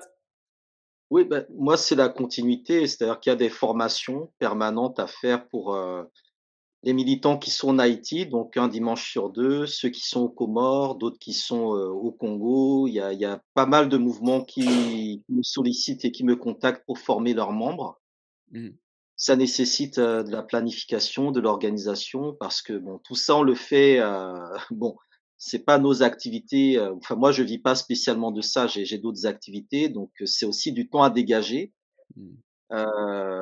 Donc c'est tout le temps ça, c'est l'organisation. Les gens ne le voient pas forcément, en externe, mais il y a beaucoup de travail souterrain qui est fait. Je suis également sur plusieurs projets d'écriture, de documentaires, de livres et d'édition de manuscrits. Voilà, il y a le livre de Saïd Bouamama qui doit sortir dans pas très longtemps, dont j'ai signé la préface, qui aborde justement le panafricanisme depuis la question de l'Afrique du Nord, qui est très importante aussi, je pense, à poser aujourd'hui. Et puis le mois prochain, fin du mois, je serai en Martinique pour la 7e édition du Festival international du film documentaire que je co-anime depuis déjà en réalité 14 ans. Voilà, donc on est en train de finaliser la préparation. Donc voilà, et puis le mois de mai sera aussi assez chargé parce qu'il y a beaucoup d'événements, il y a beaucoup de thèmes. Il y aura notamment les fameux 60 ans de l'OUA, Mmh. l'Organisation de l'Unité africaine. Donc il y a 10 ans, j'avais été à Addis Abeba pour les 50 ans. Bon, on verra ce qu'on fera cette année, parce que là aussi il y a des choses, il y a des questions à poser et des choses à faire. D'accord. D'accord. Merci beaucoup, Dr. Hamzat. Et on voulait aussi vous inviter à voir ce qui se passe du côté de la Ligue panafricaine ou Moja par rapport à notre online magazine, le Panafrican, qui est bien évidemment créé par nos militants, un travail très sérieux et méticuleux. Nous avons justement le, la 24e édition qui sort là maintenant à la fin du mois, que vous pouvez acheter pour seulement 4,80 €. Vous pouvez vous abonner au prix préférentiel de 18 € et pour recevoir 4 numéros par an. Et ici, vous avez, si vous voyez ici, j'ai l'édition numéro 23 que j'ai imprimé moi-même. Et c'est un magazine qui vaut vraiment bien plus, un travail très bien fait. Et donc, nous vous conseillons tous à aller voir ce qui se passe. Nous avons aussi la journée des enfants afrodescendants qui est de retour le 17 juin sur Paris, Bagnolet. Et nous vous invitons tous à venir en famille avec vos enfants, parents, grands-parents. Il y aura des activités pour toute la famille. Et vous pouvez bien évidemment suivre nos actualités sur LPU, LPU Moja France sur Facebook, LPU France sur Instagram. Et n'oubliez pas d'aller sur lp-umoja.com pour plus de détails. Donc, avant de partir, si vous avez le temps, nous allons prendre une ou deux questions de nos auditeurs, si c'est bon pour vous. Let's go. Let's go. Nous avons ici Malila Mouadi qui nous dit « Être panafricaniste, c'est se battre pour la libération économique. Le business de la musique noire devrait être contrôlé par les Noirs. Mais comment faire ?» Qui veut prendre? Je pense qu'Awadi en a dit un petit mot. Oui. Comment faire? C'est créer les conditions de son indépendance, donc avoir les moyens de son indépendance. Donc, c'est ce qu'on disait avec Elom, avoir son studio, avoir son matériel audiovisuel pour pouvoir créer du contenu. Et quand on crée du contenu, on peut le distribuer chez tout le monde, mais on le contrôle toujours. Et plus on sera nombreux à avoir du contenu, quand on le met ensemble, on peut faire vraiment valoir ce contenu et notre contenu pourra avoir de la valeur. Aujourd'hui, tout le contenu qu'on consomme n'est pas contrôlé par nous. Donc, il faut qu'on soit d'abord propriétaire de nos contenus, même si c'est dur, et ne pas lâcher notre contenu gratuitement. C'est pour ça qu'en tout cas, au niveau de chez nous, on a créé le studio Sankara euh, pour être propriétaire de notre contenu. C'est pas facile, mais c'est possible. Et aujourd'hui, on en vit, on arrive à travailler avec le monde entier, avec ce contenu. On le vend dans beaucoup de chaînes de télé nationales et internationales. Et ils ont des licences d'exploitation limitées dans le temps. La musique aussi, aujourd'hui, on contrôle notre musique. J'ai d'abord été en major compagnie et aujourd'hui, je comprends que j'ai pas besoin d'être en major compagnie, je contrôle mon contenu. Donc, voilà. C'est des choses comme ça, mais ça, c'est à un niveau micro. Il faut que ce soit macro, tu vois, que ce soit big, big, big, big, que les gens soient ensemble et qu'on puisse, parce qu'on a tous un contrôle de notre contenu sur notre territoire, on peut se mettre ensemble. C'est là le panafricanisme. Et là, on va contrôler notre business. Ouais, pour compléter ce que Awadi, je pense qu'Awadi a parlé du côté business. Mais je pense aussi que les gens doivent pas oublier en fait que c'est ceux qui consomment aussi la musique qui font aussi le business de la chose. Aujourd'hui, combien de personnes sont allées écouter l'album d'Awadi qui est sorti? Combien de personnes ont écouté? Pour citer les autres, hein, les Smokey, les gens qui ont sorti d'autres choses, etc.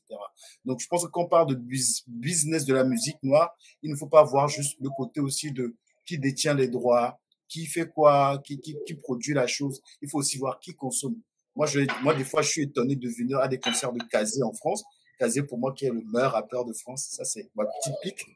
Kazé, voilà, quoi. Et je viens à des concerts de Kazé et je vois pas beaucoup des frères, les sœurs de nos communautés.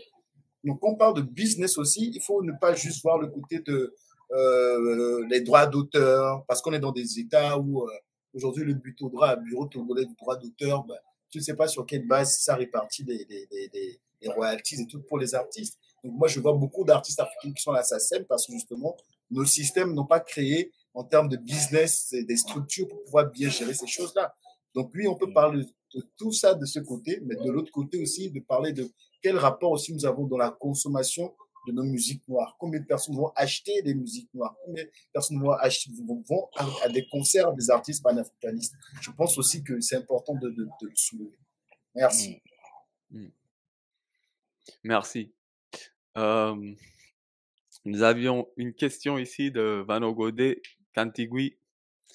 Est-ce qu'ils ne sont pas victimes de la cancel culture? Ces artistes qui chantent les...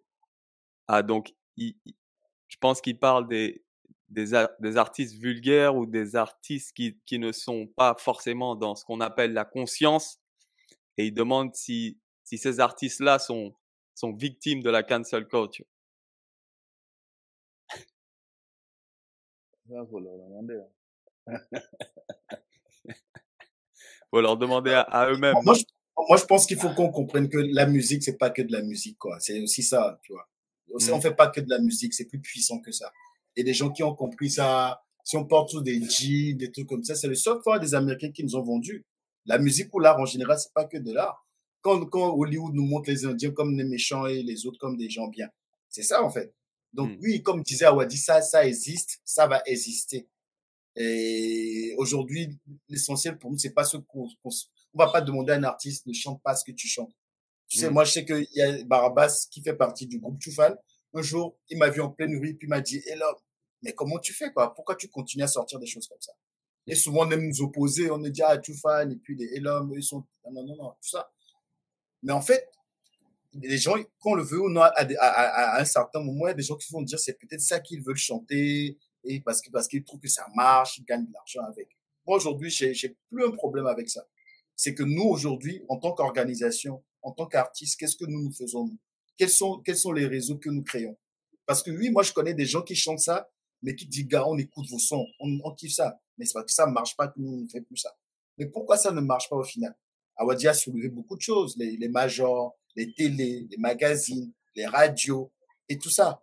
Oui, on peut parler de tout ça, mais en même temps aussi, on peut dire qu'est-ce qu'on fait? Quels sont les autres réseaux concrets? Moi, concrètement, je gagne plus d'argent sur ma page Bandcamp que quand je suis sur les Deezer, les Spotify et autres. Je ne vais même plus parfois voir qu'est-ce que ça m'envoie comme truc. Mais Bandcamp, qui est une plateforme engagée, et à chaque fois, je dois signer un contrat avec avec des distributeurs. Je me dis, moi, je garde mon Bandcamp. Vous ne touchez pas mon Bandcamp. Parce que c'est aussi ma manière à moi d'avoir une vision très claire sur les gens. Donc, je pense qu'il y a des systèmes alternatifs qui existent.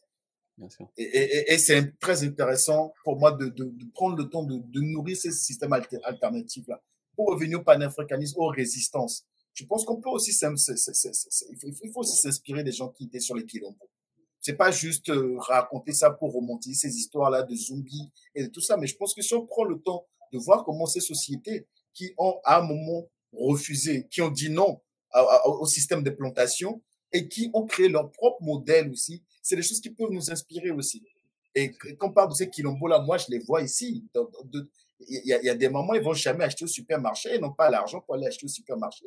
Mais ces gens, ils vivent tous les jours. Donc, pour moi, c'est tout ça qu'il faut voir. Les artistes qui chantent les RCK, ils vont faire ce qu'ils ont à faire. Nous, on va être là pour dire des choses, continuer à aller chercher, à nous instruire nous-mêmes aussi. C'est ça aussi qui est intéressant dans tout ça aussi. Parce que quand tu finis parfois des lectures, c'est pas simplement le morceau qui sort, c'est tout ce que tu gardes comme bagage intellectuel ou pour comprendre des choses qui se passent. Donc, ouais, on va pas faire l'unanimité, mais tout ce qu'on va semer compte et va compter. Parfait, parfait. Merci beaucoup. On en prend encore une ou deux. Moreau des Moreaux vous demande qu'en est-il des structures pour les artistes type l'ASSACEM dans vos pays respectifs par rapport aux droits d'auteur, etc., j'imagine. Je vais laisser Awadi répondre. C'est compliqué. C'est compliqué. Non.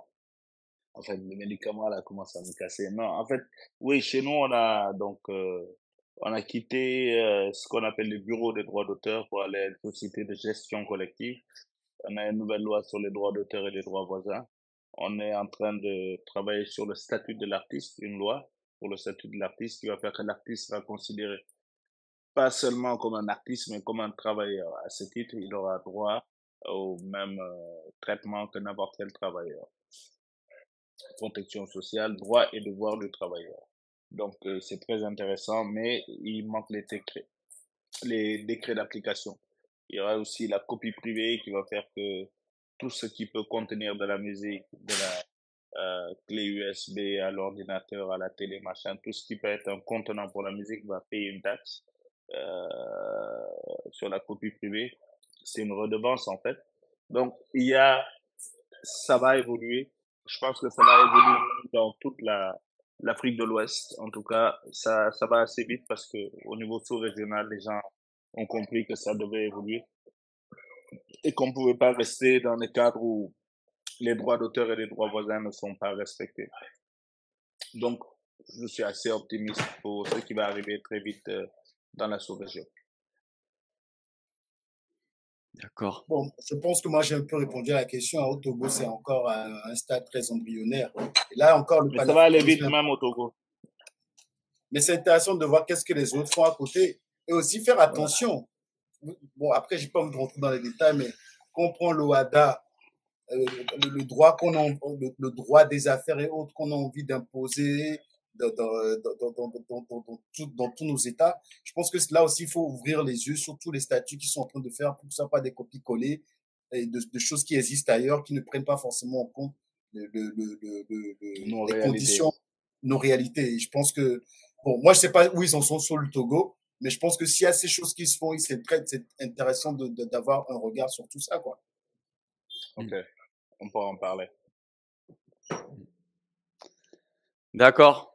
Merci beaucoup. Et la LPU France vous dit Didier Awadi et l'homme Vince. Nous vous invitons à la journée des enfants afrodescendants le 17 juin en France si vous êtes dispo, please. Si vous envoyez le billet d'avion, c'est bon. On est là, on sera là. Je rappelle qu'Elon Benz ne voyage qu'en première classe, s'il vous plaît. Ah ouais, t'es sérieux là? Mais ouais. Moi, j'ai jamais connu ça. Moi, je reste toujours au fond là. Tu vois, les billets près de là où il faut sauter. Quand il y a les trucs de faut sauter de l'avion là. Tu vois, les billets là. Et l'homme, rendez le panafricanisme sexy. Non, mais bon, après, c'est Sankara qui a dit, tu vois, Sankara l'a déjà dit. On prend le même avion, même première classe, là, on arrive au bon port. Mais lui, il voyage en première quand même. C'est un président quand même. C'est un président. Mais moi, je suis président d'Afrique. Bon, là.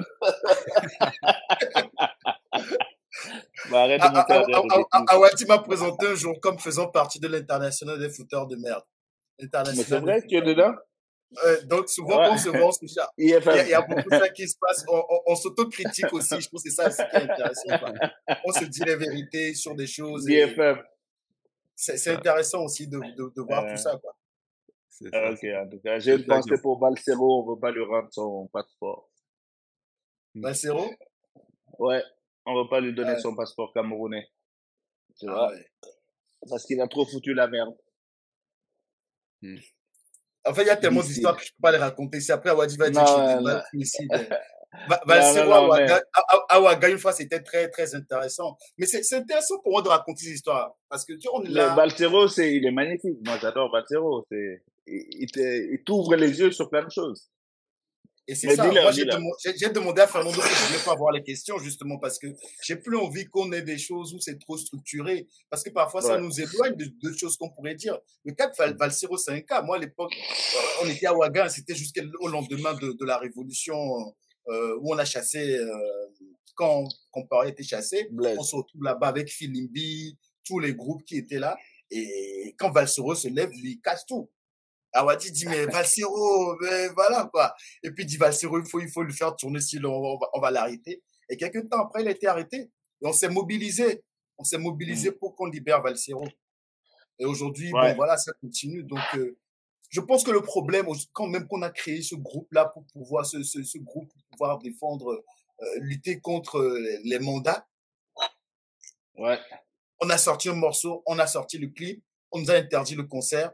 Et tout a été bloqué, en fait. Donc, je pense que ce genre d'échange qu'on a ce soir aussi nous rappelle aussi les réalités sur le terrain. Ouais. Les réalités sur le terrain. Et c'est aussi important qu'au-delà de ce genre de rencontres, on voit concrètement qu'est-ce qu'on fait aussi pour ne pas venir juste solliciter l'artiste quand on a besoin de l'artiste. Parce que je pense que beaucoup d'artistes aussi le vivent comme ça au final. Ah, quand vous avez besoin de nous, vous venez nous chercher. Mais dans notre quotidien, est-ce que vous pensez à nous et tout le reste? Et le cas de Balsero, c'est intéressant parce que quand il était enfermé, ressorti, là encore problème de passeport, c'est ça aussi la réalité des artistes engagés. Riskim qui est du Tchad, sur lequel on a tiré il y a quelques mois, et tout ça. Et quand on parle de panafricanisme, moi j'aimerais aussi parler des frères martiniquais, parce que l'année dernière j'ai eu la chance d'être en Martinique avec Hamzat d'ailleurs. Et quand on parle des artistes, je vois aussi le travail que les artistes aussi font là-bas. Parce que la plupart des jeunes qui ont déboulonné ces statuts-là, c'est des artistes, pas forcément des artistes mainstream, mais c'est des artistes underground qui, pour la plupart, ont déboulonné les statuts. Donc, quand on parle de panafricanisme aussi, je pense que c'est aussi important de voir aussi le travail qui est fait actuellement dans cette partie du globe dont on ne parle pas beaucoup. Parce que l'Afrique, c'est pas que nous qui sommes sur le continent là, quoi. C'est aussi tout ce démembrement là. Et il y a de belles choses aussi qui se font là-bas dont on peut s'inspirer. Et je pense qu'il y a de belles connexions à faire, de voir qu'est-ce qui se passe dans la Caraïbe, Haïti. Pour quiconque s'intéresse à ce qui se passe à Haïti. Pour moi, les vrais enjeux sont là. Au-delà de voir le continent que dans l'enfermement dans lequel on est, de voir les choses et de partager des expériences. Justement, les anciens, c'est ce qu'ils faisaient. Quand il y avait les festivals panafricains à Alger, et ici, des gens, ils se rencontraient au-delà de monter sur scène, ils discutaient, ils échangeaient des choses. Et malheureusement, aujourd'hui, quand on revient à la question du hip-hop, à l'époque, il y avait des festivals. Moi, je suis allé au Sénégal principalement parce que quand j'ai vu dans la sous-région, c'est le seul pays où il y avait des festivals de hip-hop. Pour la personne qui aime le rap, déjà pour moi, les Onyx viennent au Sénégal, les Dags FX, ils les invitent au Sénégal. Donc oui, on dit que les gars viennent là-bas, on va aller les voir déjà pour la culture, déjà, de l'amour de ce qu'on a pour le truc. Parce qu'on n'est pas à Paris où les gars ils passent, etc. Il y a ça déjà. Mais après, justement, c'est ça. Et pour moi, Dakar, avec la Biennale, etc., parce que quand on parle de rap, il faut aussi voir l'art en général. Je pense qu'il y a tellement de choses à faire encore. Et je pense que la Ligue fait un travail colossal, quoi. Il faut le répéter, il faut le dire.